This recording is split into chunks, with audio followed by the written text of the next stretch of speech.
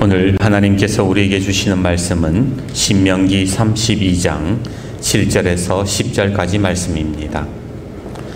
신명기 32장 7절에서 10절 말씀, 구약성경 313면에 있습니다.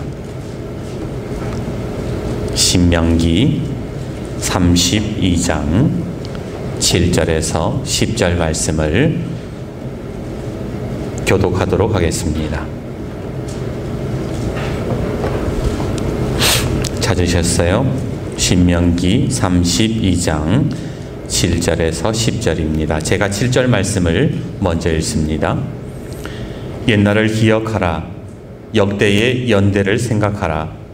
내 아버지에게 물으라. 그가 내게 설명할 것이요 내 어른들에게 물으라. 그들이 내게 말하리로다.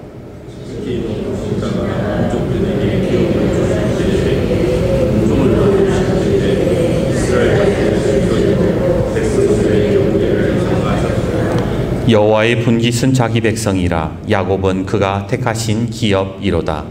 여호와께서 그를 황무지에서 짐승이 부르짖는 광야에서 만나시고 호위하시며 보호하시며 자기의 눈동자같이 지키셨도다. 아멘. 호산나 찬양대 하나님께 찬양 올려드립니다.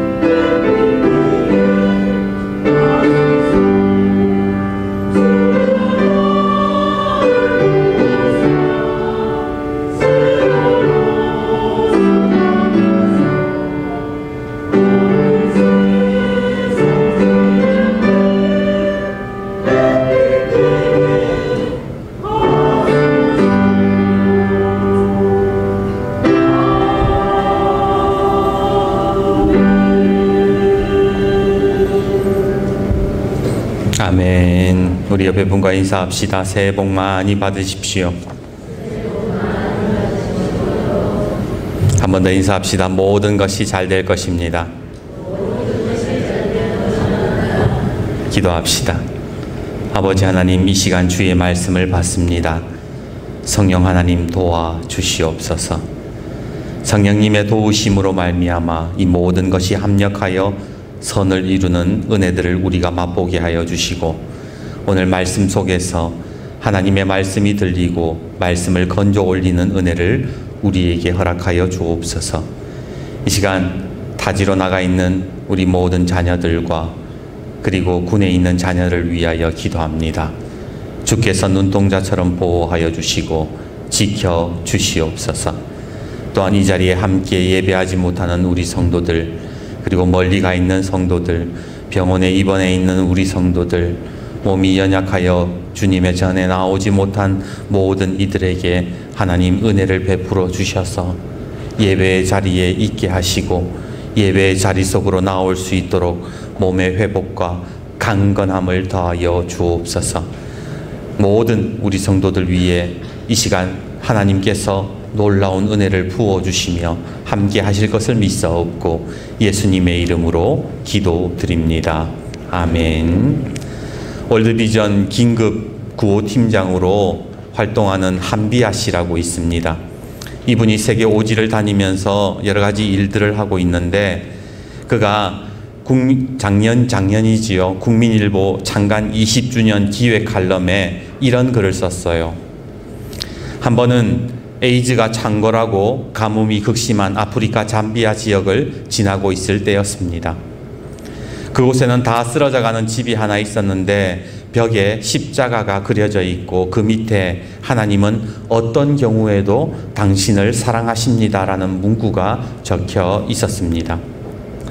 뭔가에 이끌린 듯 그곳으로 들어가니 20살 전후의 청년이 책을 읽고 있었습니다. 얼굴이며 목이며 양손에 부스럼이 가득한 것이 에이즈 말기 환자임을 알 수 있었지요. 그가 읽고 있던 책은 성경이었는데 집안의 벽마다 온통 성경 구절이 적혀 있었습니다. 사연을 들어보니 그는 예수를 믿는 성실한 교사였는데 오토바이 사고로 수술을 받다가 수혈을 잘못 받아 에이즈에 걸렸다고 했습니다. 성경 어디를 읽고 있습니까? 물어보자 청년이 욥기서를 읽고 있는데 하나님이 왜 이런 고통을 주셨는지 알고 싶어서라고 대답을 합니다. 한비아 씨가 다시 묻습니다. 하나님이 원망스럽지 않나요? 그러자 그 청년이 그렇게 말하더래요. 솔직히 하나님이 왜 에이즈에 걸리게 하셨는지 잘 모르겠습니다. 하지만 하나님을 원망하지는 않습니다. 아니, 감사드립니다. 왜냐하면 하나님은 언제나 우리에게 제일 좋은 것을 주시는 분이시기 때문입니다. 그날 저녁 청년의 대답이 계속 머리에 맴돌았습니다. 하나님은 언제나 우리에게 제일 좋은 것을 주십니다. 하나님은 언제나 우리에게 제일 좋은 것을 주십니다. 누군가는 아무런 희망이 없는 좌절을 말할 것입니다. 그러나 하나님을 향한 신뢰가 있는 사람은 어떤 순간에도 감사를 드리지요. 오늘 여러분은 어떻습니까? 어떤 순간에도 하나님을 신뢰하는 믿음을 가지고 계십니까? 가끔 명절상에 숙주나물이 올라올 때가 있습니다. 아삭하게 씹히는 맛이 콩나물과는 또 다른 매력이 있는 나물이지요. 그런데요, 여러분, 숙주나물이 왜 숙주나물이라고 불리는지 아세요? 원래 콩나물은 콩에서 싹을 틔웠기에 콩나물이라고 부르잖아요. 마찬가지로 숙주나물은 녹두에서 싹을 틔웠기에 녹두나물이라고 부릅니다. 그런데 왜 하필 이 녹두나물이라는 표현보다 숙주나물이라는 말을 사람들이 더 사용을 하는가? 그 유래가 이렇습니다. 조선 세종 때 신숙주라는 신하가 있었어요. 세종실록을 보면 신숙주는 인품이 온후하고 사장과 초서, 예서에 뛰어났다라고 기록할 만큼 굉장히 능력 있는 사람이었습니다. 조선 초기 명신으로서 여러 가지 업적을 이루었고 성격도 좋아서 수양대군, 안평대군 그 왕실 사람들을 비롯해서 반대파 사람들과도 두루두루 친했대요. 그런데 그런 그가 결정적인 순간에 배신을 합니다. 계유정난을 일으킨 수양대군의 편에 섰던 거예요. 어린 양 왕이었던 단종을 왕위에서 물러나게 만들었던 겁니다. 무릇 신하라면 충성으로 그 도리를 다함이 마땅한데 신숙주는 대세를 따랐던 거예요. 변했던 거예요. 여러분도 아시다시피 녹두나물은 빨리 상하잖아요. 조금만 실온에 놔둬도 금세 식어버리잖아요. 그래서 당시 사람들이 신숙주의 절개가 녹두나물처럼 금방 변한다 해서 녹두나물이라고 하는 대신에 저거 숙주나물이다 그랬다라는 거예요. 오늘 저와 여러분은 어떠세요? 어떤 상황에도 끝까지 하나님을 신뢰하면서 하나님은 나에게 제일 좋은 것을 주십니다 라고 내 믿음의 절개를 지키는가, 아니면 숙주나물처럼 조금만 지나면 확 변해버리는 그런 믿음을, 상해버리는 믿음을 가지고 있습니까? 오늘 우리가 읽은 말씀은 신명기의 말씀입니다. 신명기는 모세의 설교라고 알려져 있지요. 사실 읽어보면 출애굽기, 레위기, 민수기, 이 신명기하고 전부 다 나왔던 내용이 또 나오고 계속 반복이 되거든요. 그래서 신명기라는 그 글자를 한자로 찾아보면 어떻게 되어 있느냐? 신자가 무슨 신자일 것 같아요? 매울 신자는 아니겠지. 신신자? 아니에요. 이 신자는 거듭 신자예요. 명자는 말씀 명자, 명령할 때 명자예요. 기자는 기록할 기자. 그러니까 신명기라는 말은 하나님의 말씀을 거듭 계속해서 반복해서 하는 말씀이라는 거예요. 그걸 기록했다는 거예요. 그러면 여러분, 신명기를 보면서 왜 자꾸 거듭해서 이야기를 할까? 왜 거듭해서 말씀할까? 이유가 뭘까요? 첫 번째 이유는 기억하기 위해서예요. 당시 종이가 있었던 것도 아니잖아요. 그때 해봤자 애굽의 파피루스 이 정도였는데 인쇄술이 있었던 것도 아니고, 그러다 보니까 말씀을 기억하기 위해서는 어떻게 해야 돼요? 끊임없이 반복해야 되는 거예요. 입에서 입으로 계속 반복시키지 않는 한 말씀을 기억할 수가 없기 때문에 반복했던 거예요. 두 번째 이유는 반복을 통해서 하나님의 신앙을 물려주기 위해서였습니다. 한 번 들어가지고는 모르는 거예요. 그런데 계속해서 반복해서 얘기를 해주다 보면 어떻게 돼요? 하나님의 말씀이 깨우쳐지는 거지요. 출애굽기 1장 8절, 출애굽기 1장을 읽어보면 출애굽기가 어떻게 시작을 하느냐? 요셉을 알지 못하는 새 왕이 일어나 애굽을 다스리더니, 이렇게 시작을 합니다. 쉽게 말해서 출애굽기가요, 우리가 이스라엘 백성이 애굽 땅에서 종살이를 하게 된 원인이 뭔가, 요셉을 모르는 인간이 왕이 돼가지고 우리가 그때부터 노예살이 했다, 그 얘기를 하는 거거든요. 하나님의 신앙이 무엇인지 모르는 왕 때문에 이스라엘의 고통의 역사가 시작이 되었기 때문에 우리는 계속해서 하나님의 신앙을 이야기해야 된다. 그게 신명기라는 거예요. 거듭해서 반복해서 얘기하겠다는 겁니다. 그래서 모세는 우리가 쉐마라고 부르는 신명기 6장 5절에 이렇게 기록을 하고 있습니다. 너는 마음을 다하고 뜻을 다하고 힘을 다하여 내 하나님 여호와를 사랑하라. 오늘 내가 내게 명하는 이 말씀을 너희의 마음에 새기고 내 자녀에게 부지런히 가르치며 집에 앉았을 때든지 길을 갈 때든지 누웠을 때든지 일어날 때든지 이 말씀을 강론할 것이며, 또 그것을 내 손목에 메어 기호를 삼으며 내 미간에 붙여 표로 삼고 내 집 문설주와 바깥문에 기록할지니라. 끊임없이 뭐 하라는 거예요? 반복해라는 거예요. 왜? 하나님 신앙 잊어버리면 안 되니까. 네 손목에 집에 온통 사방에 하나님 말씀 기록해놔라 얘기했던 겁니다.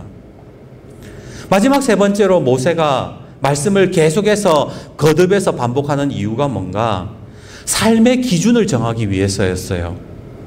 왜 옛날에 우스갯소리 중에 이런 이야기 있잖아요. 어떤 남자가 개하고 달리기 시합을 했대요. 근데 졌어요. 개보다 빠르기는 힘드니까. 그래서 옆에 있던 사람이 뭐라 그러느냐? 개만도 못하군. 얼마 후에 그 남자가 열심히 연습을 해가지고 다시 개하고 달리기 시합을 했는데, 이번에는 개하고 동시에 들어오니까 옆에 있던 사람이 그러는 거예요. 개하고 똑같네. 마지막으로 진짜 노력해가지고 그 사람이 개보다 빨리 달려가지고 들어왔어요. 그러자 그 옆에 있는 사람이 또 그러는 겁니다. 개보다 더하네. 기준을 개한테만 맞추면요, 아무리 사람이 날고 기어도 개라는 그 프레임에서 못 벗어나는 거예요. 그렇지 않습니까? 우리가 바라보고 세상을 바라보고 살아가는 기준 자체가 하나님의 말씀이냐 세상이냐 어디에 기준을 맞추느냐에 따라서 보는 게 달라지고 생각하는 게 달라지고 마음 먹는 게 달라지더라는 거예요. 모세가 끊임없이 신명기를 통해서 하나님의 말씀을 반복하는 이유가 뭔가? 너희들 살아갈 때에 인생의 기준을 하나님 말씀에 정해야 된다라는 거예요. 기준을. 우리가 알다시피 이스라엘이 광야 생활 속에서 하나님을 얼마나 원망하고 불순종하고 하나님을 막 미워했습니까? 그것 자체가 뭐예요? 하나님 말씀의 기준이 안 세워져 있기 때문에 그런 거예요. 오늘 우리의 신앙생활 속에서 하나님을 원망하고 하나님이 이해가 안 되고 하나님이 막 진짜 너무한 거 아니야? 하나님 진짜 살아있나? 이런 의문들이 드는 이유가 뭐냐? 우리의 기준 자체가 하나님의 말씀에 서 있지 못하기 때문이라는 거예요. 그러다 보니까 이스라엘 백성들이 고기 먹고 배부를 때는 하나님 찬양하고 조금만 힘들어지면 하나님이 우리 죽이려 한다. 애굽으로 돌아가고 싶다. 그렇게 불평불만을 터뜨렸던 것 아닙니까? 독일의 정신과 의사이자 신경생물학자인 게랄트 휘터라는 분이 계세요. 이분이 많은 사람들을 진료하면서 한 가지 깨달은 게 있었어요. 그게 뭐냐면 사람의 내면에는, 사람의 마음에는 내면에 나침반이 있어야 된다라고 이야기를 합니다. 그의 책 존엄하게 산다는 것에서 이렇게 돼 있습니다. 인생을 살면서 꼭 있어야 하는 것은 내면의 힘이다. 외부에서 주어지는 각종 유혹과 약속, 모든 어려움들 가운데에 더 강인하고 확고하게 뿌리를 내릴 내면의 힘, 바로 이것이 당신과 함께 찾으려는 내면의 나침반이다. 우리 속에 나침반이 있으면요, 어디로 가야 될지 정해져 있으면요, 어려운 일이 있고 힘든 일이 있다 할지라도 목표가 분명하고 방향이 생기는 거예요. 그런데 하나님의 말씀의 기준이라는 그게 없으니까 어떻게 돼요? 이리 날리고 저리 날리고 이리 갔다 저리 갔다, 믿음이 갈대처럼 숙주나물처럼 그렇게 금방 상해 버리더라는 겁니다. 예배를 드리고 아름답게 하나님 찬양하고 아름다운 맛있는 나물이 되었는데 사회에 나가서 하루만 지나면 상해버리는 숙주나물, 그렇게 돼버리면 어떻게 되겠습니까? 광야에는요, 아무것도 없어요. 당장 무슨 일이 벌어질지 몰라요. 내일에 대한 희망이 보이지 않고 어디로 가야 할지, 또 언제까지 이 생활을 해야 될지 막막한 곳이 광야 생활이었습니다. 이런 생활 속에서 모세가 신명기를 통해서 계속해서 강조하고 거듭 말씀을 반복하면서 얘기하는 게 뭐예요? 하나님 말씀을 통해서 기준 잡고 내면의 나침반을 세워서 그 방향성을 향해서 살아가라라고 했던 것이 바로 신명기의 내용인 것이지요. 언제부터인지는 모르지만 젊은 사람들이 설명절 싫어한대요. 이유는 잔소리 듣기 싫어서. 어떤 기관에서 설문조사했는데 새 설명절에 제일 듣기 싫은 소리가 무엇인가 라는 설문의 1위가 너 취업 안 했냐? 너 취업했냐? 앞으로 뭐 먹고 살래? 그게 1등이에요. 제일 듣기 싫어하는 말 2위. 결혼은 언제 하냐? 내 나이가 몇 살인데 관리 좀 해라. 3위. 누구 아들은 연봉이 얼마고 누구는 대기업에 다닌다더라. 비교하고 그 다음에 계속해서 그런 마음이 가슴을 찌르는 그런 질문들을 한다라는 거예요. 이 자료들을 보면서 우리 예수 믿는 사람들은 좀 달라야 되지 않을까 그런 생각을 해봅니다. 왜냐하면 젊은 사람들이 듣기 싫어하는 말들이 다 뭐예요? 세상의 기준을 두고 있기 때문에 그래요. 세상에 잘 나가는 사람들, 세상의 기준을 두고 부모님이 야야 누구는 어떻다더라, 누구는 잘 나간다더라. 부모님이 세상의 기준을 두고 물어보니까 자녀들이 힘들어하는 거죠. 에이 목사 당신도 부모 돼봐라. 당신도 나이 들어봐라. 다를 것 같아. 예, 저도 뭣도 모르고 하는 소리일 수도 있습니다. 제가 아직 나이가 어려가지고 뭘 알겠습니까? 그런데 오늘 말씀을 보세요. 말씀은 다르게 이야기한다는 거예요. 오늘 7절 말씀을 보세요. 뭐라 그래요? 옛날을 기억하라. 역대의 연대를 생각하라. 네 아버지에게 물어라. 그가 내게 설명할 것이요 내 어른들에게 물어라. 그들이 내게 말하리로다. 광야 생활을 하면서 얼마나 힘들었겠어요. 얼마나 삶이 빡빡했겠어요. 자식들이 얼마나 미래가 암담하겠어요. 그래서 아버지에게 아이고 지금 세상이 너무 살기 힘들어요. 그렇게 아버지 어떻게 살아야 돼요? 물어봤을 때에 아버지들이 뭐라고 이야기를 해야 되냐는 겁니다. 모세가 지금 이 신명기 기를 통해서 거듭해서 얘기하는 게 뭐예요? 아버지에게 한번 물어봐라. 어른들에게 한번 물어봐라. 너그 어른들이 뭐라고 이야기하는지. 이 말은 뭐예요? 그때 당시에 어른들과 아버지들의 대답은 8절부터 그렇게 말씀했다라는 거예요. 8절부터 읽어봅시다. 지극히 높으신 자가 민족들에게 기업을 주실 때에 인종을 나누실 때에 이스라엘 자손의 수요대로 백성의 경계를 정하셨도다. 여호와의 분깃은 자기 백성이라. 야곱은 그가 택하신 기업이로다. 여호와께서 그를 황무지에서 짐승이 부르짖는 광야에서 만나시고 호위하시며 보호하시며 자기의 눈동자같이 지키셨도다. 이게 이 광야 생활을 하던 부모님들이 해줬던 이야기라는 거예요. 오늘 예수 믿는 부모들이 해줘야 될 말이 오늘 신앙의 모습이 이러한 모습이 아니겠습니까? 어떻게 먹고 살래? 결혼은 안 하냐? 누구는 얼마 벌었다가 아니라 지금까지 하나님이 우리 가정에 역사하신 그 역사를 한번 생각해 보자. 지금까지 나를 인도하신 그 하나님을 내가 이야기할 수 있다. 하나님 외에는 다른 신이 없다. 하나님이 우리를 눈동자처럼 보호하셨다. 그렇게 말할 수 있는 부모님이 되어야 한다라는 겁니다. 그런 사람이 바로 내면의 나침반을 가진 사람이고 하나님을 신뢰하는 사람입니다.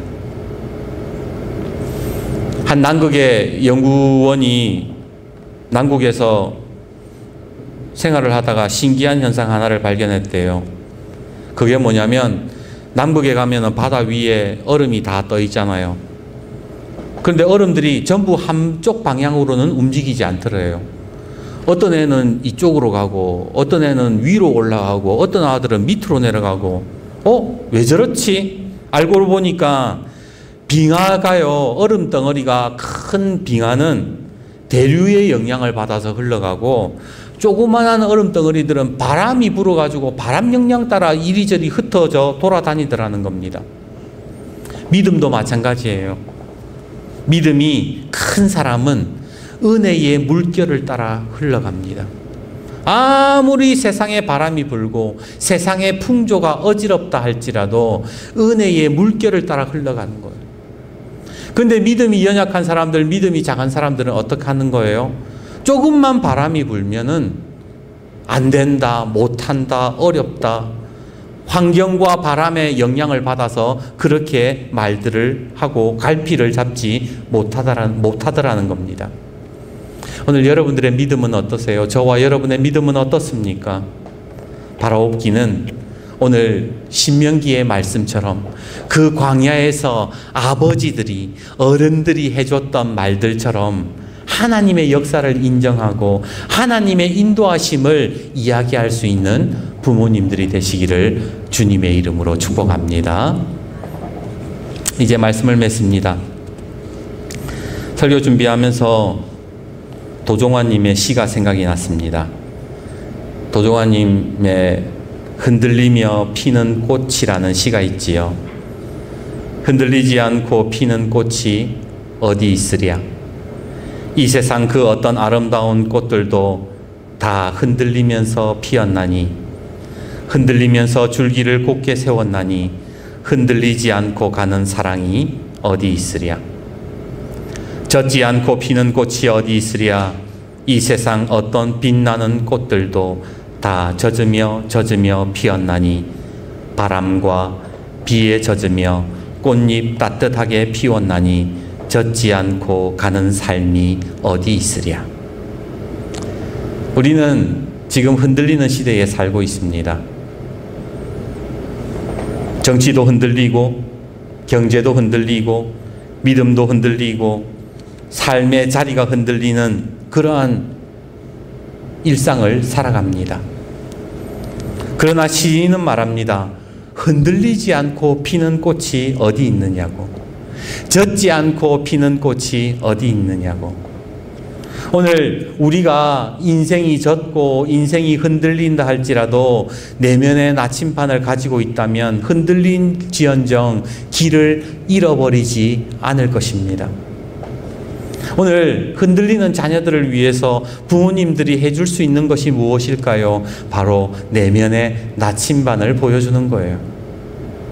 자녀들이 두려워서 떨 때에 엄마가 한마디 하는 거예요. 괜찮다. 내가 살아보니 하나님이 다 합력해서 선을 이루시더라. 걱정하지 마라. 아버지, 지금 내가 너무 힘들어요. 괜찮다. 성령님께서 도우신다더라. 아니, 내가 그런 것도 경험해봤어. 그러니까 걱정하지 마. 내가 도와줄게. 그 광야에서 태어난 자녀들이 아버지를 향해서, 어머니를 향해서 물어볼 때에 내면의 나침반을 가지고 믿음으로 선포하고 믿음으로 이야기하는 부모님들이 있었다라는 거예요. 모세가 그걸 이야기하는 겁니다. 모세 혼자 아무리 떠들고 아무리 반복을 해도 그 부모들이 거기에 동의하지 않고 그것을 따라주지 않았다면 어떻게 이스라엘이 광야 생활을 이겨낼 수 있었겠습니까?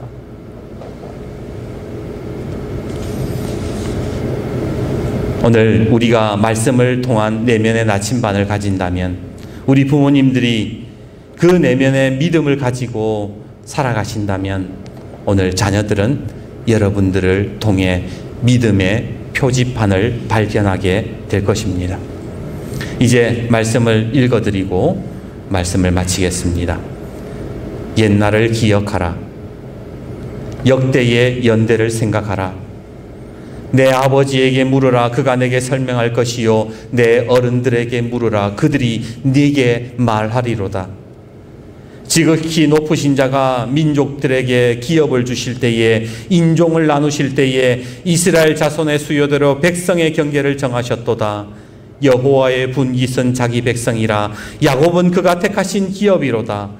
여호와께서 그를 황무지에서 짐승이 부르짖는 광야에서 만나시고 호위하시며 보호하시며 자기의 눈동자같이 지키셨도다. 부모님들은 흔들리지 마십시오. 숙주나물과 같은 신앙이 되지 마십시오. 하나님은 언제나 우리를 보호하시고 우리에게 가장 좋은 것을 주십니다. 그렇게 고백할 수 있는 모습을 우리 자녀들에게 보여주셔서 아름다운 믿음의 유산을 물려주는 저와 여러분이 되기를 주님의 이름으로 축복합니다. 기도합니다.